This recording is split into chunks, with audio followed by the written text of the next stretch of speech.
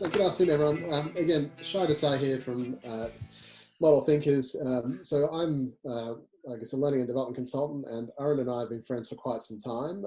Earlier this year, we got together and before COVID lockdown, actually, and just had the idea of saying, let's put together what we've been working on for the last few years. Arun has obviously been a practitioner in this space for some time. Most of you might know him through his Learn to Learn app, which he's recently made available for free. So if you're looking to learn a bit more about Arun, his website's just his name, or you can go to learn app, or learntolearnonline.com, which I'll also put in the chat, so you can see a bit more about Arun. So this is our first or our second webinar of the day. We're going to present for about 30 or so, 35 minutes, and then we'll have an open Q&A. So just hear us out. If you have any questions, please always just put them straight into the menti.com site, and we'll see them as we're going. And that's it. Over to you, Arun. Fantastic. Well, actually, do you want to plug that? The discount code? Yeah. So whilst you're here, and we are being recorded, so if you're hearing this afterwards, you're probably not going to use this, but if you're here now and you haven't signed up as a member, there is a discount code for the first few members that come through. So it's just Model Thinkers 25. Come on through, and if you have any issues with that, just drop us a note and we'll sort you out. Thanks.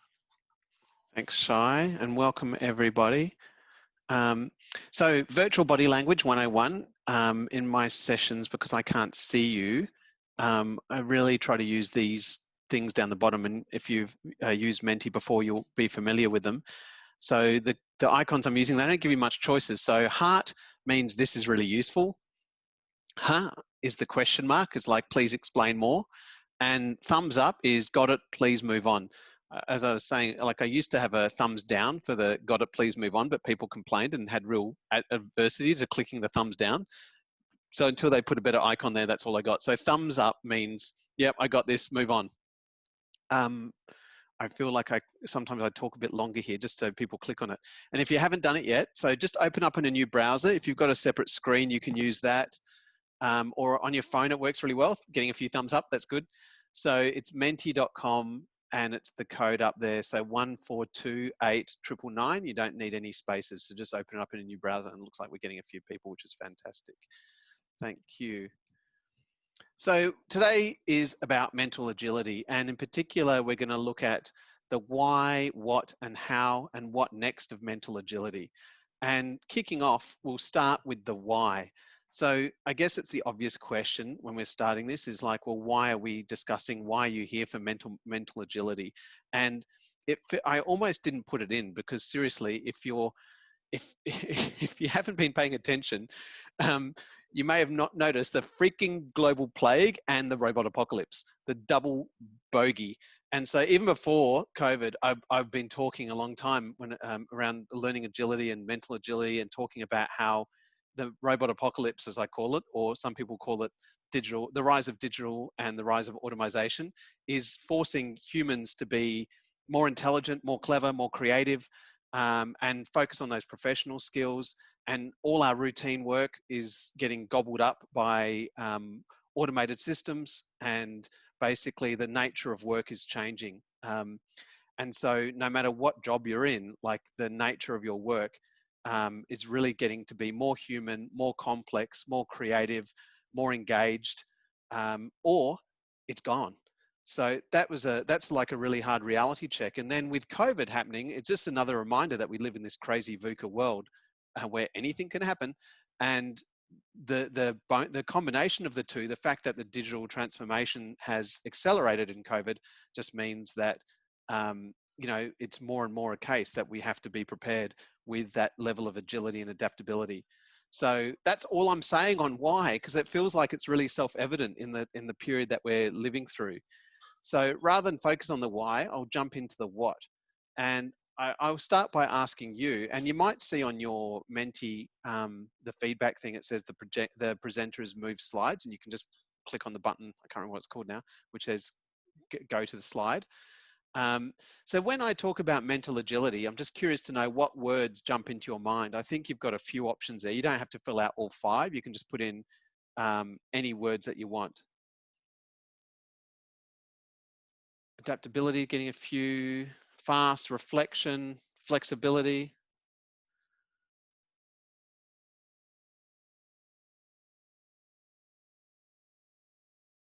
Cognitive research is the one that's sitting out there. Sensing, there's some interesting ones here.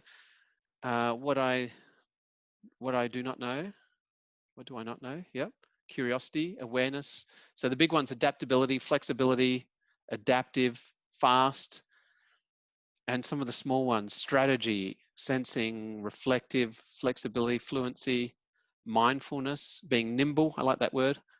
Agility, focused, resilience, curiosity. I was just thinking, oh, curiosity didn't make it, but yes, it did. Curiosity did make it. So fantastic, thank you. Like, look, that's very aligned with the sort of talking, the approach I take. You can see there's a level of this adaptive resilience, and that word resilience, which is really double-edged, I think. It's often used by companies to sort of say, just put up with us. It's like the way people talk about we're agile when really it's actually incompetent project planning. It's like, oh yeah, we're agile. But agile has a real strength, and so does resilience, and it can be used for evil as well as goodness.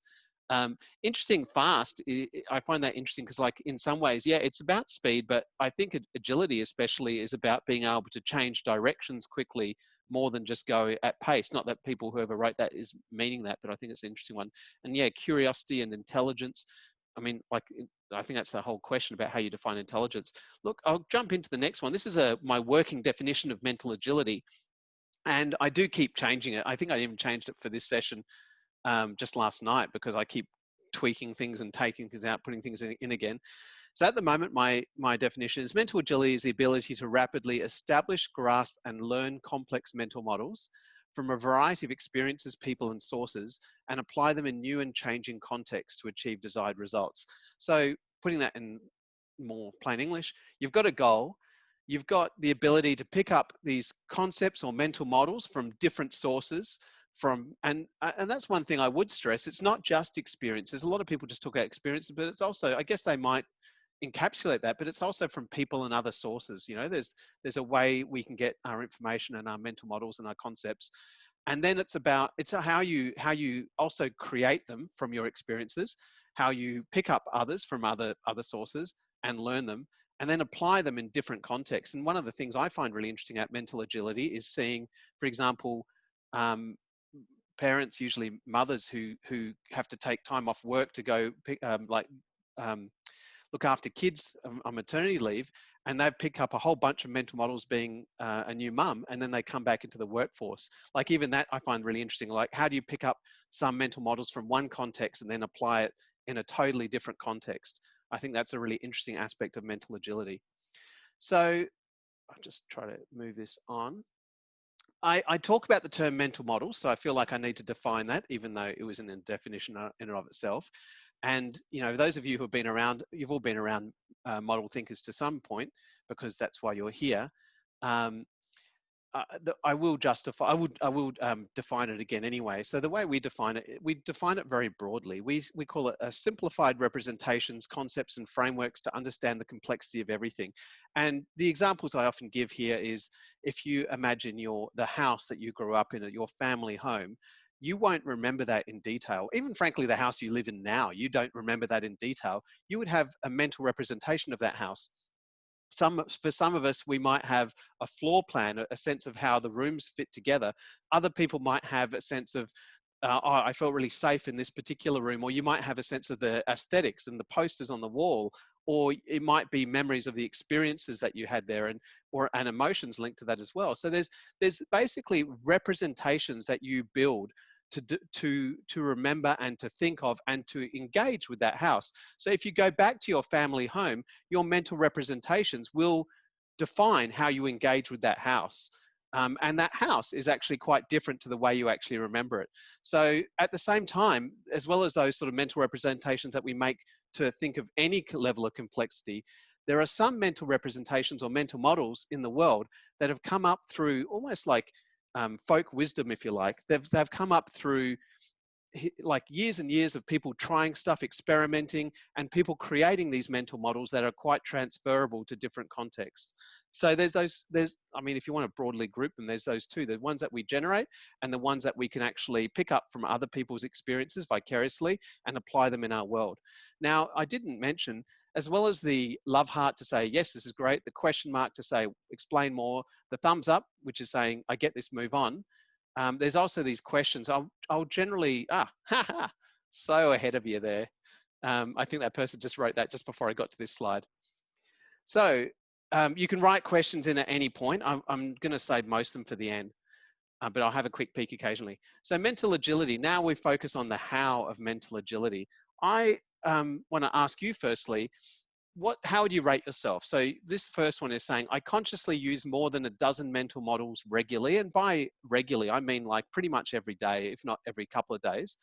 Do you consciously use dozen mental models? And by consciously, I mean you actually have this mental model that you've actually interrupt your thinking with or your decision making with and saying, I'm going to apply this mental model to this situation. As opposed to just the stuff that you just go along with more habitually? Or is it more than 50 mental models regularly? And finally, do you regularly think about your thinking and consciously challenge and construct your mental models from your experiences? So if you could answer those things, there might be a button saying go to slide.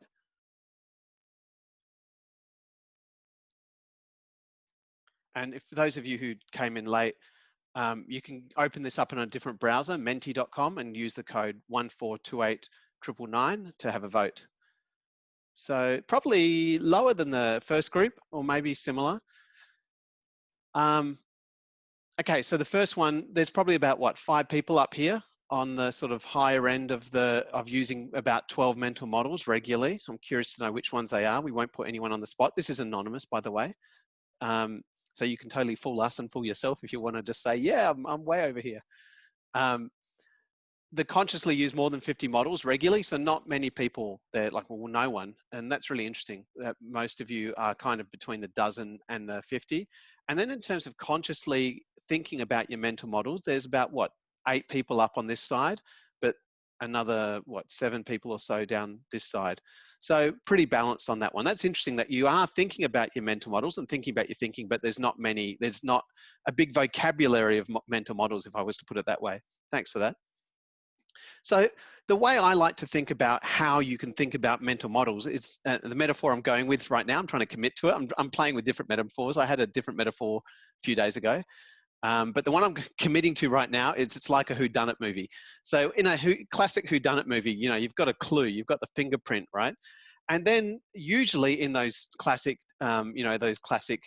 detective novels, you would have the Keystone Cop.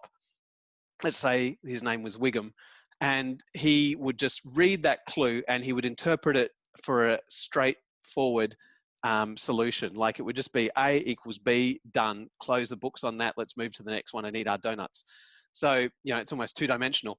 And the point with this is sometimes 2-dimensional can work, right? Sometimes things are just as they seem and things that have a straight causal relationship. And often things are much more complicated, especially in our world.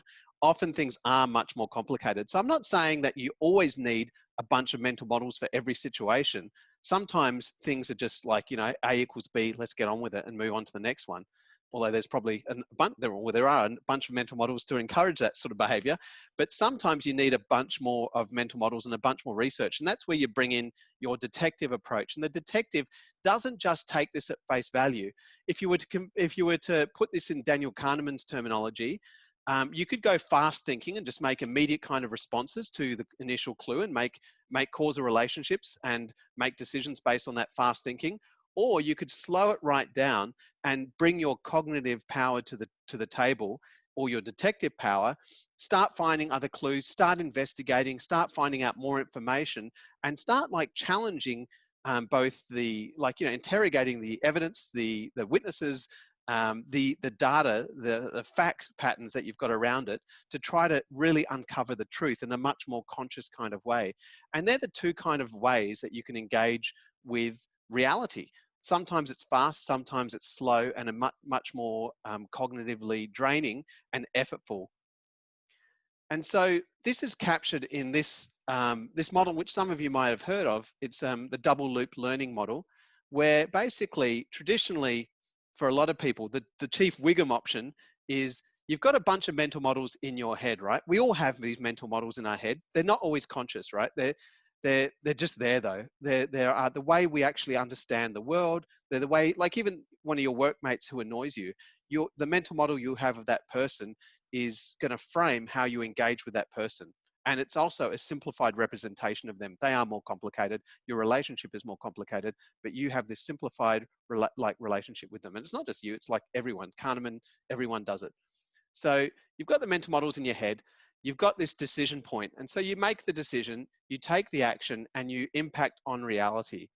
In a single loop, you basically get the feedback and you might adjust the decision and go around again. But it's within certain rules, it's within certain parameters. You're just going back and forth within a certain kind of context. That's single loop. That's like Chief Wiggum, right? But however, if you want to interrupt that, you can go to double loop. And this is going more that detective model, the slow thinking model.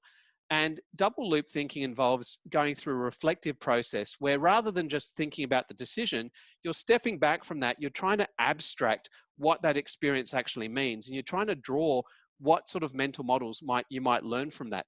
In the process, that reflection might draw on other people's mental models. So you might draw on other, one of the mistakes with double loop learning that people make, I think, is that they focus just on your own experience. Charles Munger, who came up with a lot of these ideas, he talks about it's not just your experience, it's about the experience you learn vicariously from others. So it's about, like, Charles Munger reads 5 hours a day. So it's about the stories you read, it's about other people's case studies, and it's about other people's mental models. So the double loop is drawing all that in and reframing your mental models, which then can interrupt the sort of action that you're taking. So that's double loop learning. Now, what I've already hinted towards is the mental models that you're consciously building into your head. It's tempting to just sort of think of that as, okay, I'm just like collecting it like I would collect stamps. What Charles Munger, who was the person who came up with this idea, Munger's Latticework, Charles Munger, one of the richest people in the world, Berkshire Hathaway, he talked about getting the big ideas from the big disciplines. And that is like really getting the big mental models from all the different disciplines rather than just being in your little silo, and then using those disciplines to inform your own action. So he famously could solve some, I think it was a physics problem, because he knew some key physics mental models. And he said he didn't know it in depth, but he knew enough to think quite freshly about this problem and combined his existing mental models with that to come at it in a quite new approach. So this is the sort of focus that a lot of people have with Munger's Latticework, and it's often what we would say in model thinkers, the big ideas from the big disciplines, kind of rolls off the tongue. It's a nice sales pitch. But the bit that's missing from here is that probably the bit that's more powerful than the big ideas from the big disciplines is that a latticework of mental models is really about connections. And that's something I really want to stress today. And it really is your big takeaway from this session, hopefully. And there are 5 reasons why that's your big takeaway. And I'm just going to go through each of these right now. So the first reason why it's about connecting mental models rather than just building them up as a list is that the map versus the territory. So the map is not the territory. As George Box put it, all models are wrong, some of them are useful. The story behind this one is that, if you have a map, like a map of a terrain, it's not actually the terrain, it's just a map. It's just a representation of that terrain. The terrain will change, the map has emphasized some things and not others, and so on. The great story about this one is the elephant and the five blind men who were describing the elephant. And, one's touching the tusk and saying, oh, it's a spear. The other one touching the leg of the elephant saying, oh, it's a big tree root. One's touching the tail and saying, oh, it's a snake. And, they're all right to a certain extent. Like the tail was like a snake. The trunk was like, whatever. And the tusk was like a spear. And they're all wrong. They're all just part of the picture. And that's the way you can look at your mental models. Like the mental models you have are representations of reality. They're not reality. They have their usefulness. They allow you to process quickly and act fast, right? Which is crucial. I'm not criticizing mental models. I love them. And you can't trust them. So love your mental models, collect the mental models, don't trust them, because at the end of the day, they're just simplified representations. So one of the reasons why you need to make connections is because one mental model alone is unlikely to get you what you want.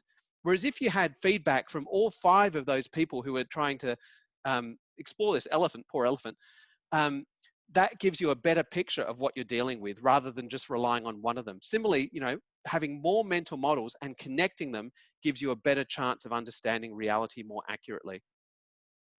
The second reason why connections are important is because you need to connect to remember. Those of you from a learning background, I think there's a lot of people here from a learning background here, you'd understand this concept of chunking. And chunking is like, you know, if you look at this word, these letters up here, they're pretty nonsensical. If I asked you to remember them, you probably couldn't right off the bat. But if I rearrange them into these little grabs, which they suddenly have meaning, it's easy to remember them, right? Like I've chunked them into 3 words, so you're only remembering 3 words. And even frankly, you remember chunks has a certain narrative which makes sense. So you could even call that one chunk in 3 parts. So as soon as you identify the big picture, you create a narrative between the chunks, you identify hierarchies, and you identify connections, you are helping yourself to remember these things. The story I like to relate here is Bartlett's ghost story. Bartlett's ghost story was a famous story way back when this guy told a traditional American Indian story to a group of English students. And the American Indian story, on one hand, it didn't make sense to a Western audience. It didn't have the traditional hero's journey kind of plot. It had some random things happening. And it wasn't the narrative that most people were used to. And then he tested them to see what their memory of that story was over the next, I think he went for years, frankly. And interestingly, that group of students, they did things like they omitted they just basically cut out whole chunks of the story when they told them that didn't make sense for them. They also changed things. They made more causal relationships. They said, oh, they did this because of that, because they were forcing their meaning on it to try to remember it. And they also, they just changed elements of it. So I think they were going to hunt seals and they didn't get that. So they made them go fishing. So, you know, people are trying to, you only really remember things that already fit within your schema, within your mental models. So what you're trying to do here is you're trying to find connections with the existing mental models that you're trying to learn, and you're trying to connect them with the mental models in your head. The more you expand that, the more you'll be able to take on new ideas. Because if you've got limited mental models, when you have a new idea, it's just going to bounce off it like Bartlett's story did. So make connections between mental models, make connections with what's in your brain. I'm getting a message that my internet is unstable. Hopefully you can still hear me okay. Number 3 is connect to build expertise. So this one is all about deliberate practice. Anders Ericsson, who died a few months ago, he talked about basically, he called it mental representation, but he talked about how if you've got a defined goal, you've got focused practice, you get feedback to understand what's right, what's wrong, what's working, what's not, what your gap is, and then you refine and stretch that. And in the process, you're developing what he called expert mental representations. I'm calling expert mental models. And that's the difference between an expert and a novice. Like an expert is someone, just say in whatever field, like just say if you're a chess champion, you've got these mental, is it just me who's just watched that thing, Queen's Gambit recently? So you've got these mental representations in your head. So any situation, you can almost have these mental models running through your head to interpret that context and act accordingly. Even if you're doing public speaking, you've got all this experience and pattern recognition that allows you to deal with situations, basically adapt to a whole range of situations. So that's what expert mental models are, and that's what expertise is. The 4th one is this future-proofing idea. The fact that rather than just focusing on a disciplinary expertise, so like if you're from learning or if you're from whatever, you're actually broadening out your skill set. Today, you can't just work in a silo anymore. Today, complex problems, you're having to work in cross-functional, collaborative teams, often they're agile teams, which just exist for about 2 months in a pop-up squad and then disappear. And you'll be thrown in with people from sales or people from like accounting, from people from like, you know, developers and designers. And very quickly, you've got to storm together and basically come up with an outcome. To do that, you'll need this cross-functional capability. You need to understand enough about people's disciplines, and you also need all these collaboration and soft skills. So it's really crucial as part of future-proofing yourself too, not just to get locked into your mental models, but to actually expand this out. Frankly, this has been my life in the sense of in L&D, I was known as an early adopter of design thinking because I stole from UX. More recently, I was an early adopter from behavioral economics because I stole from cognitive psychology. So, you know, it's basically how can you actually add those other elements to broaden out your expertise. And linked to that is this idea of idea sex, which has been popularized. It came up with Matt Ridley, who talked about it in terms of how in our world, it's all about collaborative groups from specialty disciplines sharing information to come up with new ideas and innovate. James Altucher, who's quite a famous writer and podcaster, he talks about it more in terms of you. He talks about the key thing you've got to do. It's too hard to be an expert in a field in today's world. So he says, choose one idea, then choose another totally different idea from a different domain or different discipline, find the intersection, and then become the expert in that intersection. And he's making the point that's what allows you to not only innovate, but to have a level of impact on the world because you are the expert in that intersection. So it's similar to the T-shaped engineer, or sorry, T-shaped person, but it's really trying to stress the fact that the combination of ideas is where there's a lot of power still. And rather than saying, oh, everything's been done and everything's been said, it's thinking about, okay, how can you leverage this massive wealth of knowledge out there? So they're my 5 key takeaways about why this is so important. Basically, you're doing it to remember it, you're doing it for impact, you're doing it to future-proof yourself, and you're doing it to innovate.